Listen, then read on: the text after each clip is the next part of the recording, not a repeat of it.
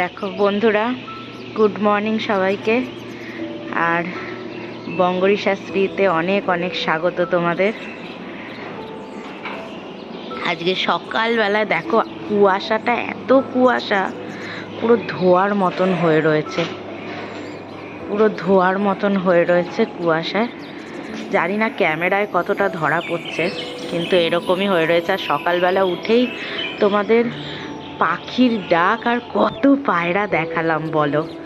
সকালবেলায় যদি এত সুন্দর একটা দৃশ্য ধরা পড়ে, তাহলে মনটা কত ভালো হয়ে যায় বলো তো। আর এইদিকে সব পায়রাগুলো রয়েছে, এখানে খেতে দেয় তো ছাদের মধ্যে, তো সেই জন্য পায়রাগুলো সবাই খায় এই টাইমটায়।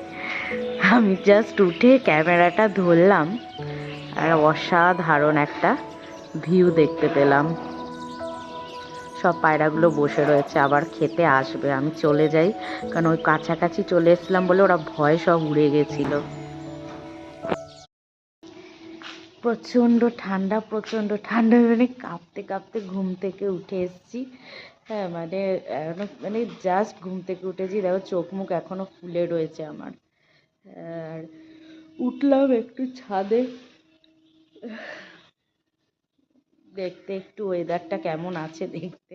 আর এই চার্লিটা আবার ভোরবেলার দিকে একটু মানে কালকে কি হয়েছে, ও দুবার ভাত খেয়ে নিয়েছে সন্ধেবেলা। 5টা, 5:30টার সময় খিদে পাচ্ছিল, ভাত খাবে বলে খাও খাও করছিল, একটু দিয়েছিলাম সামান্য। আবার 7:30, 8টা নাগাদ খেয়েছে। ওই যে 7:30, 8টা নাগাদ যেটা খেয়েছে ওটাও হজম করতে পারিনি, তো একটু বমি করে দিয়েছিল। ভোরের দিকে দাও, 5টা, 5:30টায় ওই গোটা গোটা ভাত বেরিয়েছে আর কি। ওটা যে হজম হয়নি বোঝা গেল, একদম গোটা ভাত বেরিয়েছে। তো যাই হোক, এখন এই জন্য যদি ঘাস খায় ওই ভেবে নিয়ে এসছি, ঘাস যদি খায় ওই ভেবে নিয়ে এসছি। তো চলো দেখি, যদি থাকে তো ভালো, নাহলে খুব ঠান্ডা লাগছে, নিচে নিয়ে চলে যাবো। দুপুরবেলায় যদি ওঠে তো দুপুরবেলায় ঘাস খাওয়াবো। প্রচণ্ড শীত করছে, আর ঘুম থেকে উঠেই ছাদে উঠেছি তো পুরো কাঁপ লেগে যাচ্ছে। চলো চলে যাই বাবা, আর থাকবো না এখানে। তো প্রথমেই বন্ধুরা, যেরকমটা সকালের বিছানা তোলা, এই কাজটা কিন্তু সবার আগেই ঘুম থেকে উঠে করা উচিত, কিন্তু আমার মাঝে সাঝেই হয় না। ঘুম থেকে উঠেই ওই আমলকি স্মুদি, না হলে ঘুম থেকে উঠেই চার্লিকে খাওয়ানো, না হলে একটু ছাদে নিয়ে যাওয়া, এইগুলোই সবার আগে হয়। কেননা শীতের মধ্যে না বেশি তাড়াতাড়ি উঠতেও পারি না, উঠতেই 7:30 বেজে যায়। তো যাই হোক, তো এখন বিছানাটা তুলে নিচ্ছি ছাদ থেকে নেমে। আর এদিকে এরাও চলে এসছে অলরেডি পড়তে, তো বিছানাটা আগে তুলে নিচ্ছি, তারপরে আবার চাটা করব। সব পড়া লিখতে দিচ্ছি। ওমা, তুমি প্যান্ডি আর ওই সুগারের ওষুধটা খেয়েছিলে? মা, প্যান্ডি আর সুগারের ওষুধটা তো খালি পেটে খেতে বলে। আরে টুপিটা তো মাথা থেকে খুললো।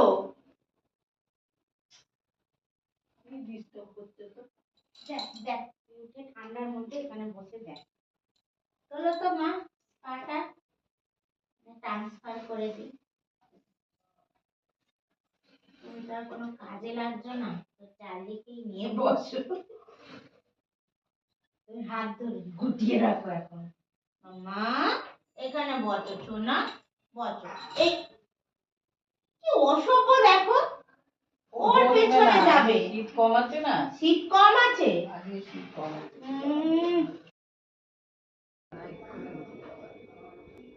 ওটা নিয়ে বসে, বেগুনের বোটা নিয়ে, ওটার ওই দেখো দেখো, ওই শুরু হবে। এই এই এই এই দৌড়াচ্ছে, এই যে এই। কোথায় গেল বোটাটা, কোথায় ফেললি? ওই দেখো দেখো দেখো, ওই দেখো, ওই দেখো, পাগলের পাগলামো। আর একটা চাই, আর একটা চাই, এই যে এই পিঁয়াজগুলো ফেলে দেবে। হুম, ওই দেখো।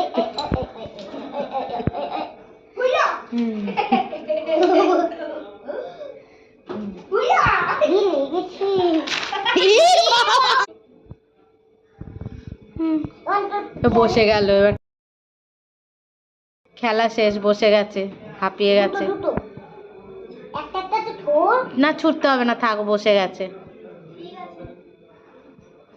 এদিকে ছোড়, ওই দেখো আবার উঠছে।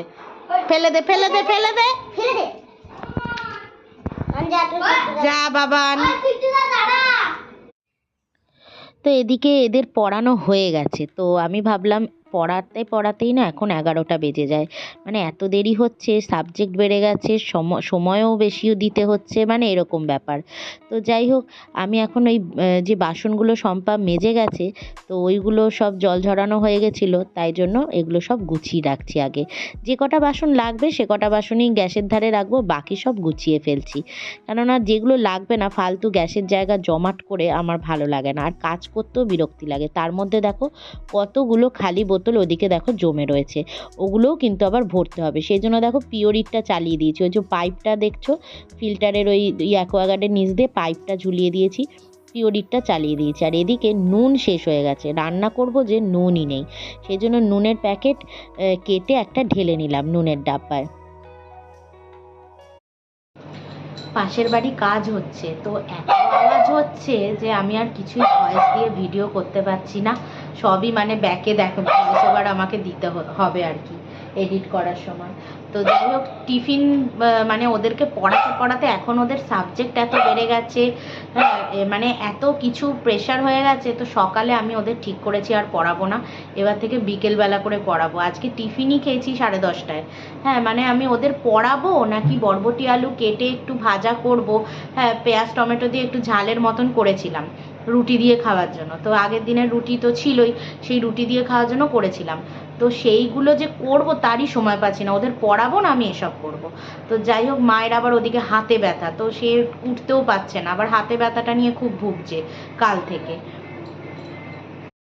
ওদিকে আবার ছোটো মাসি ফোন করেছে, মা কথা বলছে ফোনে।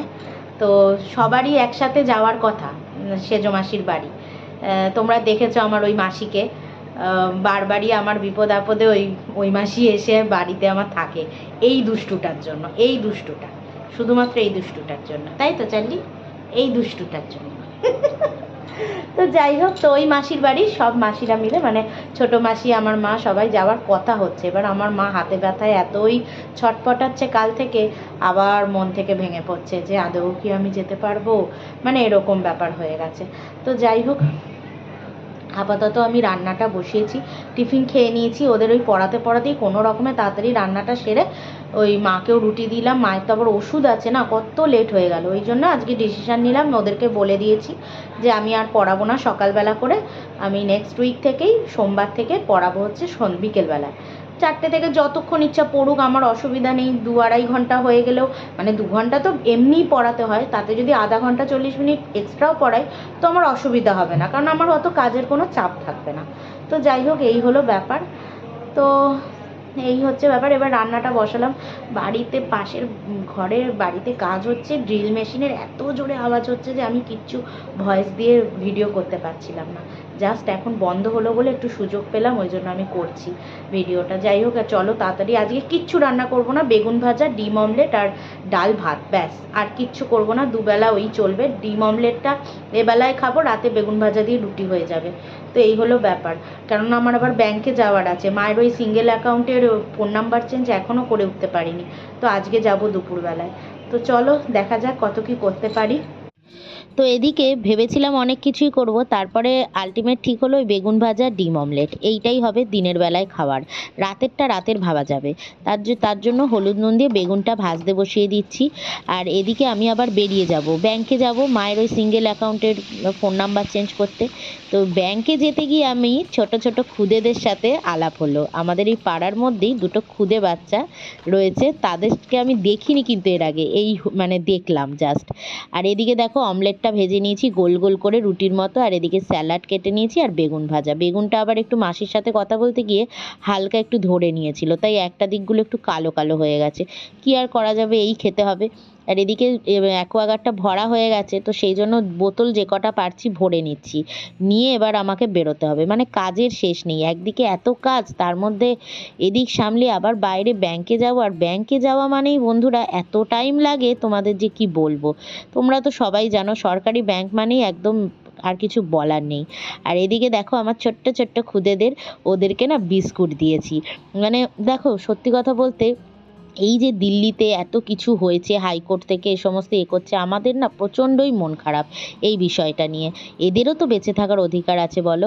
এই যে কি সুন্দর সুন্দর মিষ্টি মুখগুলো, পারবে কেউ এরকম এদেরকে মানে কষ্ট দিতে, এই দিতে? দেয়, অনেকেই দেয়, অসভ্য কতগুলো মানুষজন রয়েছে যারা এদেরকেও কষ্ট দেয়। দেখো কি মিষ্টি মুখটা, মায়াময় মুখটা, কুটকুট করে বিস্কুট খাচ্ছে।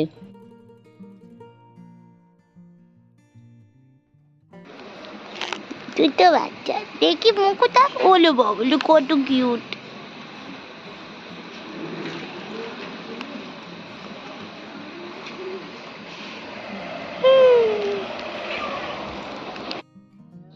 দেখতে দেখতে সময়টা যে কখন পার হয়ে যায় বোঝাই যায় না। আর দেখো এলাম, আর কিছুক্ষণের মধ্যেই সন্ধে হয়ে গেল। আর আমাদের চার্লির বিস্কুট খাওয়া দেখে তোমরা আশা করছি বুঝেই গেছো যে এখন কিন্তু আমাদের টি টাইম। তো সন্ধ্যের এই চায়ের আড্ডায় দেখো চলে এসেছি আমি, মা আর আমাদের চার্লি। তো তিনজনে মিলে বসে বসে বিস্কুট আর চা একটু খেয়ে নিচ্ছি।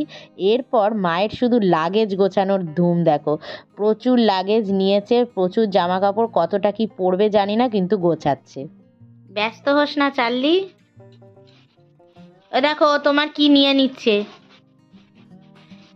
মাস্ক নিচ্ছে। এদিকে এদিকে দেখো বন্ধুরা, সব গোছগাছ চলছে। আর চার্লি পুরো ব্যস্ত হয়ে গেছিল, এক এক করে মা জামা বার করছে, চার্লি ব্যস্ত হয়ে গেছে, তাই না মাম্মা? ব্যস্ত হয়ে গেছে। ও ভাবছে কি যে দিদা এক্ষুনি বেরিয়ে যাবে, মাসির বাড়ি যাবে, নিজের বোনের বাড়ি। আর গোছগাছ চলছে, যাবে কি যাবে না সেই নিয়ে কোনো ঠিক নেই এখনো, গোছানো রেডি থাক। মা আবার বলছে, ও মা বলো মা, ছোটবেলায় কি করতে? ছোটবেলায় কি করতে বলো? ছোটবেলায় চান টান করে পেট ভরে ভাতটা আগে খেয়ে নিতাম, খেয়ে নিয়ে তারপরে মাকে বলতাম স্কুলে যাবো না।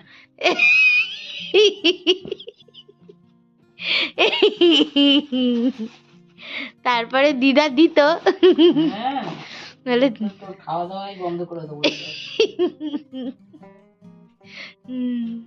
তাই আমাকে সমানে বলছে সব রেডি করে রাখছি, বুঝলি তো, যাওয়ার গ্যারেন্টি কিনা জানি না, সব গুছিয়ে টুচিয়ে রাখছি।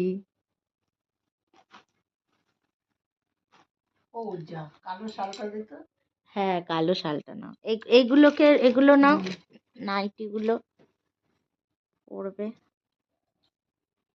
ব্যস্ত হতে হবে না, এক্ষুনি বেরিয়ে যাচ্ছে না, এক্ষুনি দিদা কোথাও বেরোচ্ছে না।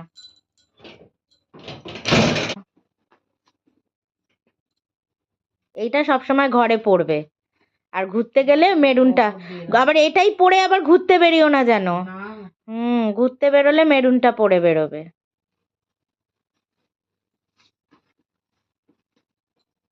সব নিয়ে যাচ্ছ, সব ইউজ করবে, পরবে, জমিয়ে রেখে দেবে না। শুধু গোছায় জানো তো, শুধু গোছায়, কিন্তু একটাও পরে না। ওখানে গিয়ে ওই একটা সালোয়ার হয়তো বার করলো, ওটাই পরে দিন কাটিয়ে দিল, প্রতিদিন ওই একই পরে গেল। এদিকে নিয়ে যাচ্ছে 3-4টে।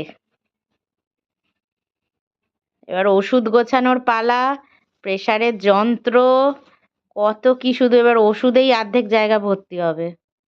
আমি তো মাকে বলি যে ব্যাগ নিয়ে গেলে তো লোকে জামা কাপড় কম দেখবে, ওষুধ বেশি দেখবে।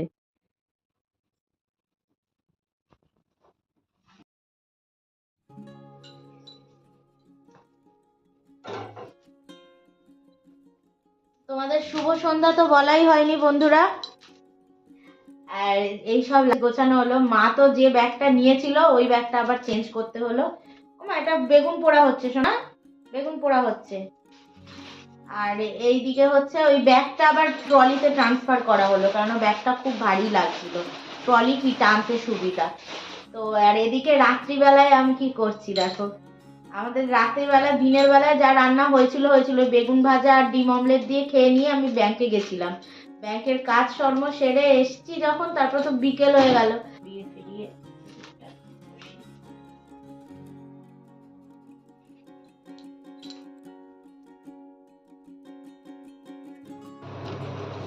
খাওয়া গেছে। জায়গাটা আবার পরিষ্কার করা হয়নি।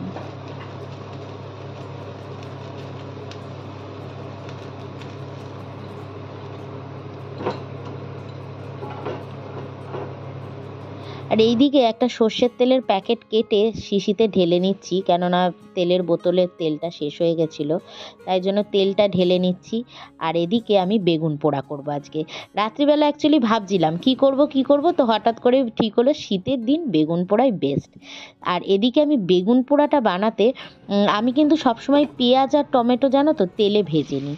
পেঁয়াজ টমেটোটা ভেজে নিই, কাঁচা পেঁয়াজ দিয়েও কিন্তু মাখা যায়, খারাপ লাগে না, ভালোই লাগে। তবে আমার কিন্তু আবার এইভাবে খেতেই বেশি ভালো লাগে। বেশ পেঁয়াজ টমেটোটা ভালো করে একটু নুন দিয়ে ভেজে নেব। আর ধনে পাতাটা কিন্তু অবশ্যই কাঁচা দেব। আগে তো বেগুনের খোসাটা ছাড়িয়ে নিচ্ছি। ধনে পাতা কিন্তু তেলের মধ্যে কষিয়ে নিলে আর সেই টেস্টটা থাকে না। বেশ কাঁচা ধনে পাতার ফ্রেশ ধনে পাতা দেখো সুন্দর করে আমি কাঁচি দিয়ে একদম পুরোটা মুড়িয়ে নিয়ে কুচি করি।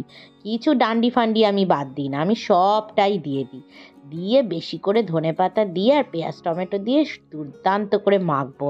আর লঙ্কা রসুনটা তো পোড়ানো হয়েই গেছে, তো অদ্ভুত টেস্ট হয়। সত্যি কথা বলতে এইরকম একটা বেগুন পোড়া থাকলে কিন্তু আর কিচ্ছু দরকার হয় না। একবার এইভাবে বানিয়ে খেয়ে দেখো। আবার কড়াইতে সাঁতলিয়েও নেওয়া যায় পুরোটাকে, কিন্তু ধনেপাতাটা লাস্টে কাঁচা মেখে নিতে হবে, তবেই কিন্তু এর ফ্লেভারটা দারুণ আসবে। তো যাই হোক, রাত্রিবেলার বেগুন পোড়া বানানো হয়ে গেল। আর দেখো শুধু টেক্সচারটা, ওফ, দেখেই আমার জিভে জল এসে যাচ্ছে। তুমি আগে ভাত দিয়ে খাবে তো, পরে রুটি দেবে? রুটি একবারে দিয়ে দেবো।